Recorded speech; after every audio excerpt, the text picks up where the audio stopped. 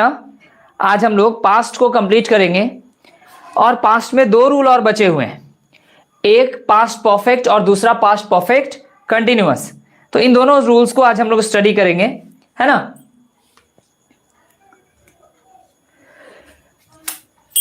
देखिए, जो पास्ट का तीसरा रूल है उसे हम लोग पास्ट परफेक्ट कहते हैं। इसके लिए आपको प्रेजेंट परफेक्ट याद आना चाहिए। अगर आप प्रेजेंट परफेक्ट का स्ट्रक्चर याद करते हैं तो प्रेजेंट परफेक्ट का स्ट्रक्चर है subject plus has have plus verb 3 और ऑब्जेक्ट, है ना। प्रेजेंट परफेक्ट में आप हैज हैव प्लस V3 लगाते हैं। सिमिलरली पास्ट परफेक्ट में आपको क्या लगाना है, हैड प्लस V3। तो आप पास्ट परफेक्ट का जो स्ट्रक्चर तैयार करेंगे वो हैड प्लस V3 होगा, रेस्ट सब्जेक्ट और ऑब्जेक्ट होगा। इस स्ट्रक्चर को जब हम लोग यूज करेंगे तो यूज करने का जो सबसे पहला कंडीशन है, पास्ट परफेक्ट को यूज करने का जो सबसे पहला कंडीशन है वो बोलता है कि पास्ट परफेक्ट जो है ये पास्ट ऑफ पास्ट है। पास्ट परफेक्ट जो है ये पास्ट ऑफ पास्ट है। यानी पास्ट ऑफ पास्ट कहने का मतलब कि पास्ट का भी पास्ट है। जैसे एक बात मैं आपको बताऊं, अगर कोई काम पास्ट में हो लेकिन वो प्रेजेंट से नजदीक हो, अगर कोई काम पास्ट में हो और वो प्रेजेंट से नजदीक हो तो उसके लिए हम लोग सिंपल पास्ट को यूज करते हैं। लेकिन अगर कोई काम पास्ट का हो और आप उसको बिल्कुल दूर दिखाना चाहें, अपने से बिल्कुल अलग दिखाना चाहें, तो आप वहां कौन सा रूल फॉलो करेंगे, पास्ट परफेक्ट का। जैसे अगर एग्जांपल के तौर पे मैं बात करूं, he had met me much earlier. He had met me much earlier. जरूरी नहीं कि आप यहां मच अर्लियर लगाएं तो ही ये पास्ट परफेक्ट में बनेगा। अगर आप मच अर्लियर नहीं देते हैं और फिर भी बनाते ही हैड मेट मी, तो ये एक इंडिकेशन होता है कि वो आपसे बहुत पहले यानी कुछ अच्छे खासे समय पहले मिला था, है ना। तो पास्ट परफेक्ट का काम है पास्ट ऑफ पास्ट बताना, ये पास्ट का भी पास्ट होता है, ठीक। पास्ट परफेक्ट की अगर हम बात करें तो इस स्ट्रक्चर में आप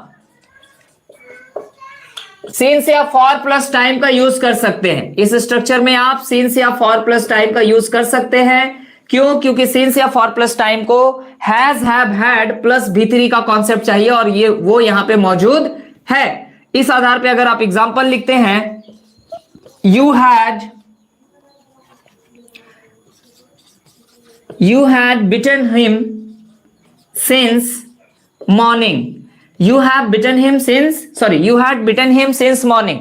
अगर आप पास्ट परफेक्ट की बात करें तो पास्ट परफेक्ट को आप सिंस या फॉर प्लस टाइम के साथ भी यूज कर सकते हैं, क्योंकि यहां वो चीज मौजूद है जो सिंस और फॉर के साथ आती है। तो पास्ट परफेक्ट का जो सबसे अच्छा नजरिया है वो ये है कि पास्ट परफेक्ट एक ऐसा पास्ट है जो सिंपल पास्ट से भी बातों को बहुत दूर ले जाता है। सिंपल पास्ट भी पास्ट है लेकिन वो ऐसा पास्ट है जो प्रेजेंट से थोड़ा नजदीक होता है।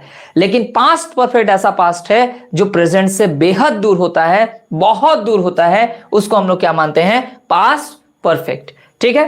अब पास्ट परफेक्ट में एक दो टाइप आते हैं हमारे पास एग्जाम में, है ना। उन टाइप को हम लोग समझते हैं और उसके लिए हमें क्या करना है, कुछ सेंटेंसेस जो आप बचपन में पढ़ा करते थे उन सेंटेंसेस को वापस आज हमें पढ़ना पड़ेगा, क्योंकि वही सेंटेंसेस हमें पास्ट परफेक्ट को अच्छी तरीके से सिखा सकते हैं। ध्यान दें, अगर आपके पास सेंटेंस लिखा गया, पुलिस के आने से पहले चोर भाग गया। अगर आप इस सेंटेंस की बात करें, पुलिस के आने से पहले चोर भाग गया, है ना। तो इस सेंटेंस में हमारे पास क्या है, ध्यान दीजिए। अगर हम इस सेंटेंस को देखें तो हमारे पास एक सिंपल कॉन्सेप्ट है, यहां दो काम हो रहा है, एक पुलिस का आना और दूसरा चोर का भागना। लेकिन एक बात प्रैक्टिकली है कि दोनों काम एक ही साथ नहीं हो रहा है। ये भी पास्ट है और ये भी पास्ट है, लेकिन दोनों पास्ट होने के बावजूद भी एक समय में ये काम नहीं हो रहा है। चोर पहले भाग रहा है, हम इसको फर्स्ट एक्शन लिख सकते हैं, और पुलिस बाद में आ रही है, हम इसको सेकंड एक्शन लिख सकते हैं। This is first action of past और ये सेकंड एक्शन ऑफ पास्ट है। अब एक बात ध्यान रखिएगा, दोनों सेंटेंसेस की टाइमिंग जो है वो डिफरेंस है, इसलिए हम दोनों का जो रूल लगाएंगे वो डिफरेंट लगाएंगे। दोनों का टाइमिंग अलग है, इस वजह से इनका रूल भी अलग होगा। आप अगर दूसरे तरह के एग्जांपल को ले, जैसे अगर आप कहते हैं जैसे ही मैं स्टेशन पहुंचा ट्रेन खुली, तो आप यहां पे टाइमिंग के गैप को नहीं पाएंगे। जैसे ही आप स्टेशन पहुंचे और ट्रेन खुली, तो आप पाते हैं कि दोनों सेंटेंसेस, दोनों काम जो है वो एक ही समय में लगभग हो रहा है, इन दोनों के बीच में गैप की गुंजाइश नहीं है। तो ऐसे कंडीशन में आप उन दोनों सेंटेंसेस को एक ही रूल से बनाते हैं, सिंपल पास्ट। लेकिन जब हम यहां बोलते हैं पुलिस के आने से पहले चोर भाग गया या चोर के भागने के बाद पुलिस आई, इस तरीके का कोई भी एंगल हो, तो आप पाएंगे कि एक काम पहले हो रहा है और एक काम बाद में हो रहा है। जो काम पहले हो रहा है और जो काम बाद में हो रहा है, उन दोनों का रूल जो होगा वो अलग होगा, डिफरेंट होगा। अब रूल कैसे डिसाइड करेंगे ये ध्यान दीजिए। देखिए, अगर हम आपके सामने रूल इस तरीके से बताएं, देखो ये हमारा प्रेजेंट है, बिल्कुल छोटा सा। प्रेजेंट के आगे आने वाली जो बातें हैं ये फ्यूचर है। यहां डॉटेड लाइन इसलिए दी है मैंने क्योंकि ये कंफर्म नहीं होता है कैसा होगा। फ्यूचर मतलब आप श्योर नहीं हो उसके बारे में। लेकिन ये जो इधर आ रहा है प्रेजेंट से बैक, ये कहां जा रहे हैं आप? पास्ट में। ठीक है, आप पास्ट में चले गए। अब एक बात समझने की अगर हम कोशिश करें तो हमारे पास देखो, अगर हम प्रेजेंट में खड़े होकर के यहां गौर करें तो ये भी पास्ट की घटना है, ये भी वो काम है जो पास्ट में हुआ। और अगर हम इसकी बात करें, ये भी वो काम है जो पास्ट में हुआ। ये दोनों बातें पास्ट की हैं, ये दोनों बातें पास्ट की है। लेकिन अगर आप दोनों को कंपेयर करें आपस में तो आप क्या पाएंगे कि ये प्रेजेंट से नजदीक है ये भी पास्ट लेकिन प्रेजेंट से नजदीक, और ये प्रेजेंट से दूर है इसकी कंपैरिजन में। तो अब आप पाएंगे कि एक घटना प्रेजेंट से दूर है वो भी पास्ट है, और एक घटना प्रेजेंट के नजदीक है वो भी पास्ट है। जो दूर है वही तो पास्ट परफेक्ट है, जो दूर है वही तो पास्ट परफेक्ट है, और जो नजदीक है वही तो सिंपल पास्ट है। ठीक है, तो जो दूर है वो पास्ट परफेक्ट है और जो नजदीक है वो सिंपल पास्ट है। अब आप लॉजिकली एक बात बताएं, पास्ट में आपके दो काम है, एक पुलिस का आना और दूसरा चोर का भागना। अगर हम इन दोनों में बात करें तो दूर कौन होगा? प्रेजेंट से। प्रेजेंट से दूर कौन होगा? पुलिस का आना दूर होगा या चोर का भागना दूर होगा? तो अब आप एक बात समझ सकते हैं कि पहले जो काम होगा वही हमेशा दूर रहेगा, पहले जो काम होगा वही हमेशा दूर रहेगा, क्योंकि पहले चोर चोरी करके चला गया, अब उसके पीछे पुलिस उसको पकड़ने के लिए गई। तो आप प्रेजेंट से कंपेयर करेंगे तो जो दूर होगा वो पहले वाला एक्शन होगा। तो जो पहला एक्शन है यानी फर्स्ट एक्शन, आप उसको किससे बनाएंगे? पास्ट परफेक्ट से, और जो सेकंड एक्शन है आप उसको किससे बनाएंगे? सिंपल पास्ट से। ये सिंपल लॉजिक है। जो पहला एक्शन होगा आप उसको बनाएंगे पास्ट परफेक्ट से, और जो दूसरा एक्शन होगा आप उसको बनाएंगे सिंपल पास्ट से। तो चलिए हम लोग दोनों सेंटेंसेस को बनाएंगे।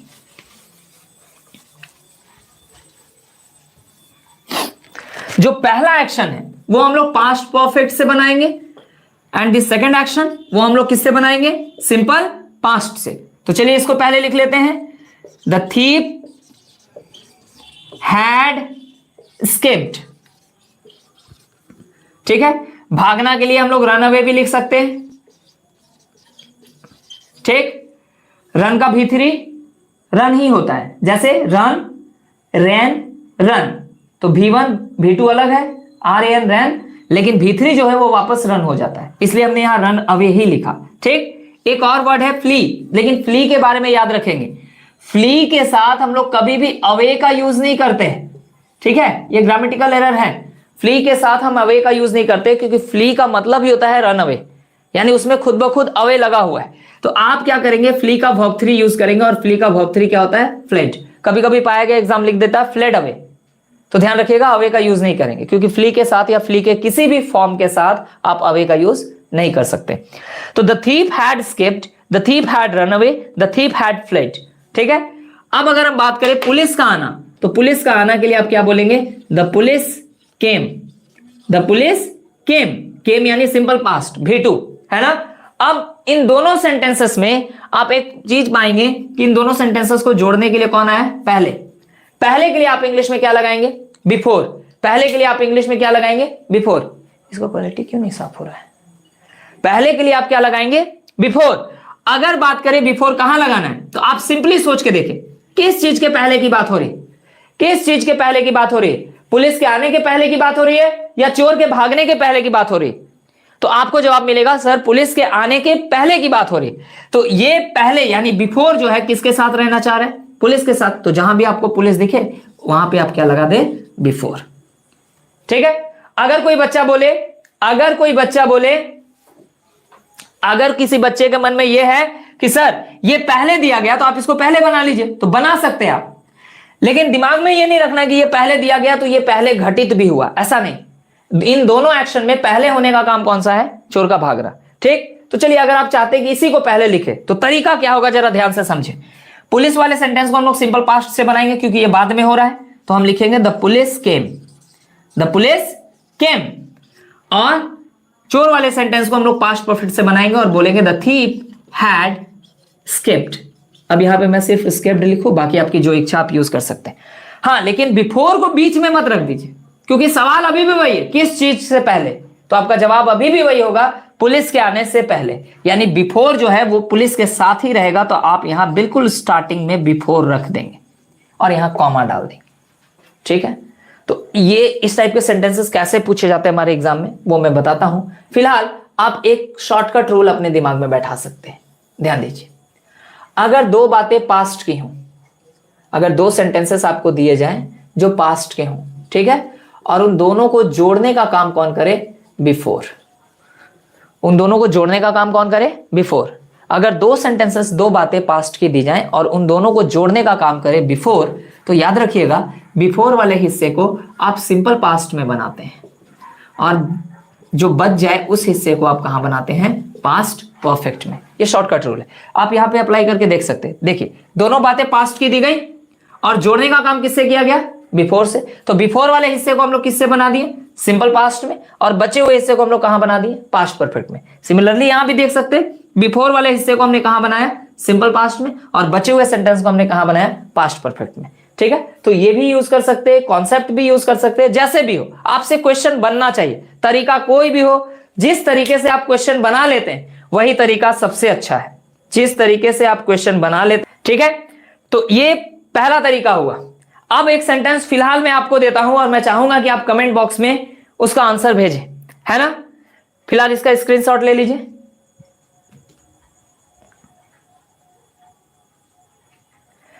चलिए एक सेंटेंस आप लोगों के लिए यही सेंटेंस होगा, बस थोड़ा सा फॉर्मेट चेंज हो जाएगा, है ना, लेकिन कॉन्सेप्ट बिल्कुल ऐसा ही होगा। लेकिन हाँ, इसको फॉलो मत कीजिएगा क्योंकि यहां बिफोर नहीं लगा होगा, है ना, इसको फॉलो मत कीजिएगा। हाँ, लेकिन जो रियल कॉन्सेप्ट मैंने बताया, जो बात पहले होगी या जो बात बाद में होगी, है ना, उसको यूज करके थोड़ी मेहनत कीजिए और प्रयास कीजिए कि आप इस सेंटेंस को बना पाए। चोर के भागने के बाद पुलिस आई। सबसे पहले तो एक बात यहां याद रखिएगा, बाद आया है जिसके लिए हम लोग आफ्टर का यूज करते हैं, यहां बिफोर लगाने की कोशिश मत कीजिएगा। चलिए आपका सेंटेंस आप तक पहुंच चुका है, कोशिश करें आप इस सेंटेंस का आंसर देने का। किन्हीं से नहीं बन रहा है, चलिए कोई बात नहीं, मिलकर के बनाते हैं। यहां पे आपको देखना है सबसे पहला काम कौन सा हुआ, चोर का भागना, यहां भी पहला काम वही है, और दूसरा पुलिस का आना, ये दूसरा काम हो गया। जो आपने रूल पढ़ा, सिस्टम पढ़ा, वो क्या बताता है कि जो काम पहले हो वो कहां बनेगा, पास्ट परफेक्ट में, और जो काम बाद में हो वो कहां बनेगा, सिंपल पास्ट में। ठीक है। तो अब आप बनाते हैं सेंटेंस को और क्या बोलते हैं, the thief had escaped, the police came. Rule वही है जो पिछले वाले सेंटेंस में था, रूल नहीं चेंज हुआ। चेंज क्या होगा, ध्यान दीजिए। अब आप पूछे किस चीज के बाद, तो आपको जवाब क्या मिलता है, पुलिस के आने के बाद या चोर के भागने के बाद। तो इस बार जो आपको जवाब मिलेगा वो है चोर के भागने के बाद, यानी ये आफ्टर जो है, ये आफ्टर किसके साथ रहना चाह रहा है, चोर के साथ, यानी थीप के साथ। तो जहां आप थीप देखें वहां आफ्टर लगा दें। ठीक है। आप चाहे तो उस सेंटेंस को पहले लिख सकते हैं, no problem. The police came the thief had skipped। ठीक, फिर वही सवाल पूछ लीजिए किस चीज के बाद, तो फिर आपको जवाब मिलेगा चोर के भागने के बाद। तो जहां thief देखे वहां आफ्टर लगा दें। ठीक है, अब एक बात ध्यान दीजिएगा, अगर यही कॉन्सेप्ट जो इस बॉक्स में मैंने बताया, अगर यही कॉन्सेप्ट आफ्टर के लिए हो तो हम क्या करेंगे, ध्यान दीजिएगा। यहां बिफोर के जगह हम आफ्टर देंगे, है ना। अब देखिए इस बार सेंटेंस क्या है, अगर दो सेंटेंसेस आपको पास्ट के दिए जाएं और दोनों में से किसी एक के साथ क्या लगा हो, आफ्टर, तो आप क्या करेंगे। तो सिंपली आप देखें, जिस सेंटेंस में आफ्टर लगा हुआ वो पास्ट परफेक्ट में बन रहा है, आफ्टर लगा हुआ वो पास्ट परफेक्ट में बन रहा है। तो आफ्टर वाले हिस्से को आप पास्ट परफेक्ट में बनाएंगे और बचे हुए हिस्से को आप कहां बनाएंगे, सिंपल पास्ट में। यानी आफ्टर और बिफोर में थोड़ा सा कॉन्सेप्ट उल्टा हो जाएगा, कॉन्सेप्ट तो वही रहेगा, थोड़ा सा स्ट्रक्चर उल्टा हो जाएगा, है ना। लेकिन ध्यान रखिएगा, अब ऐसे क्वेश्चन कैसे पूछे जाते हैं, अब ऐसे क्वेश्चन कैसे पूछे जाते हैं, ये चीज ध्यान दीजिए। ऐसे क्वेश्चन पूछे जाने का एक तरीका होता है, कभी कभी तो बिफोर या आफ्टर लगा के ही दे देता है, तो आपके वारे न्यारे भाई, अगर बिफोर या आफ्टर लगा के दिया तो आपके पास कई तरीके हैं बना लेने के, है ना। चलिए इसको इरेज कर रहा हूं मैं। लेकिन कभी कभी क्या होता है, सेंटेंस यहीं से पूछा जाएगा लेकिन बिफोर या आफ्टर का यूज नहीं किया जाएगा सेंटेंस में, लेकिन उसका सेंस जरूर मौजूद होगा। कैसे, मैं एक एग्जांपल लिख के दिखाता हूं आपके सामने। एग्जांपल एकदम इजी इजी इसलिए लिखे जाते हैं ताकि आप पॉइंट को अच्छे से समझ लें, लेकिन जब हम लोग क्वेश्चन प्रैक्टिस करेंगे तो वो क्वेश्चन हमारे एग्जाम के लेवल के होंगे, इसलिए ध्यान रखिएगा, क्योंकि पॉइंट होना चाहिए ना। मैं उस समय पॉइंट पूछूंगा, कॉन्सेप्ट पूछूंगा, आपको पता ही नहीं होगा तो बनाने में प्रॉब्लम आएगा। अब अगर एक सेंटेंस में लिखूं, द जज, ध्यान दीजिएगा, had not given any decision, सबसे बेहतरीन example, until he had studied the case। इसको देखिए, द जज had not given any decision until he had studied the case. अगर इसकी बात करते हैं, कहीं भी बिफोर या आफ्टर नहीं लगा हुआ है ना, कहीं भी बिफोर या आफ्टर नहीं लगा हुआ है, उसके बावजूद भी आप क्या पा रहे हैं कि यहां कोई ना कोई काम पहले और कोई ना कोई काम बाद में हो रहा है। लॉजिक के आधार पे सोचिए, सोचिए कि जज ने पहले डिसीजन दिया या पहले केस को स्टडी किया। ऐसा नहीं ना है कि पहले डिसीजन दे दिया और बाद में केस को स्टडी किया, नहीं, ऐसा बिल्कुल नहीं बोल सकते। पहले केस को स्टडी किया गया होगा और बाद में डिसीजन दिया गया होगा। तो ऐसे कंडीशन में आपको क्या ध्यान रखना है, आप देख रहे हैं दोनों बातें पास्ट की, had not given past perfect, had studied past perfect, दोनों बातें पास्ट की। ठीक है, भले ही यहां बिफोर या आफ्टर नहीं है, लेकिन यहां बिफोर और आफ्टर का सेंस मौजूद है, क्योंकि एक काम पहले और एक काम बाद में हो रहा है। ठीक, तो जब कोई काम पहले और बाद में हो रहा है तो हम पहले और बाद वाला कॉन्सेप्ट लगाएंगे। जो काम पहले हो रहा है वो बनना चाहिए पास्ट परफेक्ट में। तो पहले कौन सा काम हुआ, केस को स्टडी करना, कहां बनना चाहिए, पास्ट परफेक्ट में। तो एग्जैक्टली पास्ट परफेक्ट में बना है तो करेक्ट हो गया। लेकिन जो बाद में काम हो, दैट इज सेकेंड एक्शन, तो सेकेंड एक्शन हम कहां बनाते हैं, सिंपल पास्ट में। और सिंपल पास्ट में हमें क्या फॉलो करना पड़ता है, V2, या फिर अगर आप नेगेटिव यूज करें तो डिड नॉट, और डिड नॉट के साथ वर्ब ऑन, ये चीज ध्यान रखिएगा।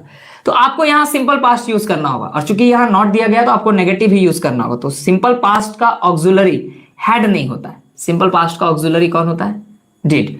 और जैसे हैड के साथ V3 आता है, वैसे डिड के साथ क्या आता है, वर्ब ऑन। तो यहां से एन हटा दीजिए, बचेगा गिव, और गिव एक वर्ब ऑन होता है। तो सेंटेंस होना चाहिए था, द जज did not give any decision until he had studied the case. पूरा का पूरा करेक्ट सेंटेंस यही हुआ। ठीक है, अब मान लो मैं एक सेंटेंस और लिख दूं, ही टोल्ड मी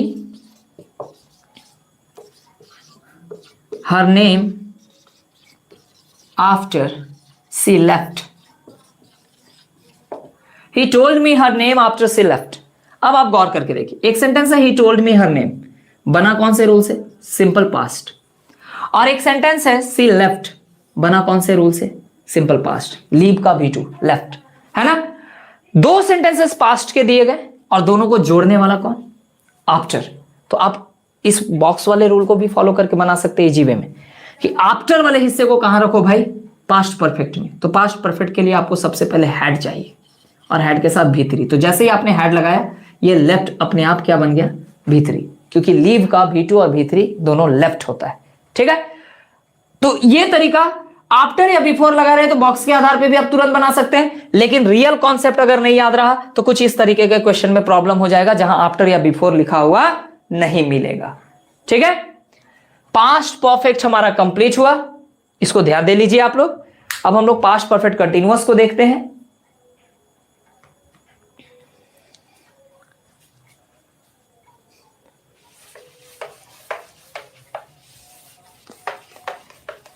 याद है तो पास्ट परफेक्ट कंटिन्यूअस का स्ट्रक्चर हम लोग तुरंत लिख सकते हैं।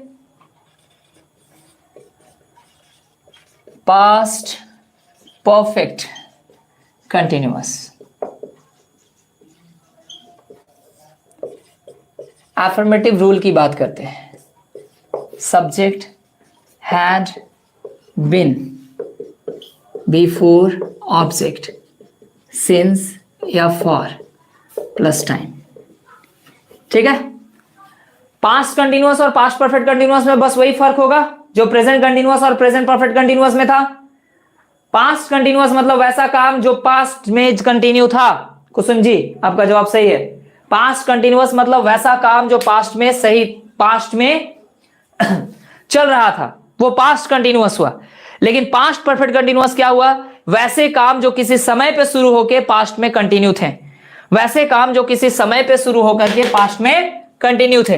जैसे they had been working on the project, they had been working on the project for more than a month। अब आप पाइए सेंटेंस में सारा कॉन्सेप्ट यूज किया गया। दे के साथ had been before, had been before है ना। अगर बात करें तो फॉर प्लस टाइमिंग भी आ गया, फॉर प्लस टाइमिंग, यानी 1 मंथ से ज्यादा का समय हो गया है उन लोगों को प्रोजेक्ट पे काम करते हुए। चूंकि ये बात पास्ट की है तो हम लोग मीनिंग इसका पास्ट में देखेंगे। तो पास्ट परफेक्ट कंटिन्यूअस कहने का मतलब वैसा काम जो किसी समय पे शुरू हुआ और पास्ट में कंटिन्यू था। ठीक है, और अगर पास्ट कंटिन्यूअस की बात करें तो सिंपली वैसा काम जो पास्ट में कंटिन्यू था, है ना। वहां किसी भी प्रकार के टाइमिंग का हम लोग जिक्र नहीं करते सिंस या फॉर के माध्यम से। ये हो गया पास्ट परफेक्ट कंटिन्यूअस। अब एक गोल्डन बात मैं आपको बताऊं, देखिए प्रेजेंट और पास्ट दोनों पढ़ चुके हैं ना, 1-2 क्लास और लगेगा, ये चैप्टर खत्म हो जाएगा पूरा का पूरा। उसके बाद हम लोग जो क्वेश्चन प्रैक्टिस करेंगे वो हमें समझ में आएगी। देखिए जैसे पास्ट की अगर हम बात करें तो पास्ट में सिंस या फॉर के लिए टोटल 3 स्ट्रक्चर्स जो आपने पिछले क्लास में प्रेजेंट में देखे थे, हैज और हैव के बेसिस पे, वही काम मैं यहां कर रहा हूं। पहला structure, the second one had been before and object since या फॉर प्लस टाइम। तो सबसे पहले वाला पास्ट परफेक्ट है और दूसरा पास्ट परफेक्ट कंटिन्यूअस है। तीसरे की अगर हम बात करें तो subject plus had plus been plus object, जहां मैंने बताया था ऑब्जेक्ट के प्लेस पे आपको नाउन या एडजेक्टिव मिलेगा, एंड देन सिंस या फॉर प्लस टाइम।